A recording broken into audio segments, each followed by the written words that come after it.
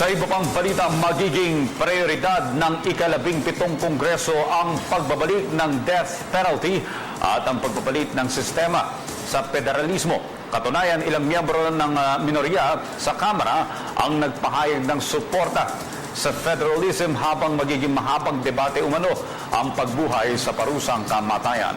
May report si Jade Miguel. Kabilang ang pagbabalik sa parusang kamatayan at paglilipat sa sistema ng federalismo sa mga prioridad na panukalang batas na nais isulong ng susunod na Kongreso. Ayon kay Quezon Province 2nd District Representative Danny Suarez, kahit kabilang sa minority ang kanyang partido na United Nationalist Alliance o UNA, suportado nila ang mga nasabing panukala na isinusulong ni Pangulong Rodrigo Duterte.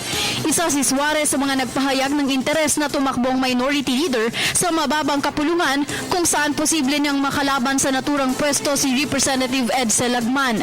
Sa kasalukuyan, nasa 11 hanggang 15 na lamang ang miyembro ng UNA matapos magsilipatan ng ilang kongresista sa PDP laban na partido ni Pangulong Duterte. Ayon kay Suarez, kung siya ang hihiranging minority leader, susuportahan pa rin niya ang panukala na magkaroon ng federalismo na sistema ng gobyerno sa bansa. Ngayon, kung magdalagay ka ng super region na kami ang magpapatupad ng aming batas, pwede kami magkaroon ng sarili naming police power. Siniguro naman ang mambabatas na hindi nila mamadaliin ang pagpasa sa naturang batas, bagamat kailangan daw itong maging prioridad ng Kongreso habang may sapat pang political capital o suporta galing sa Pangulo. Samantala, sigurado naman anya na matagal na pagdedebatihan ng panukala na maibalik ang death penalty.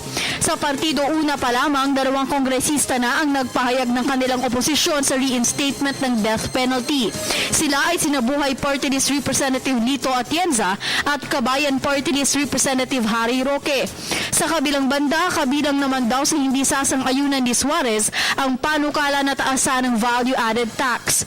Para sa kanya, hindi na dapat saluhin ng taxpayers ang naturang pasakit sa buwis, bagkus ang kailangan lang niya ay ang pagpapatupad ng mga umiiral na batas sa ngayon. We have ample enough good bills already. There is just a question of implementation. Para sa PTV News, Jade Miguel. Ako po si Cathy San Gabriel. Subscribe na sa PTV YouTube channel. I-click lang po ang subscribe button.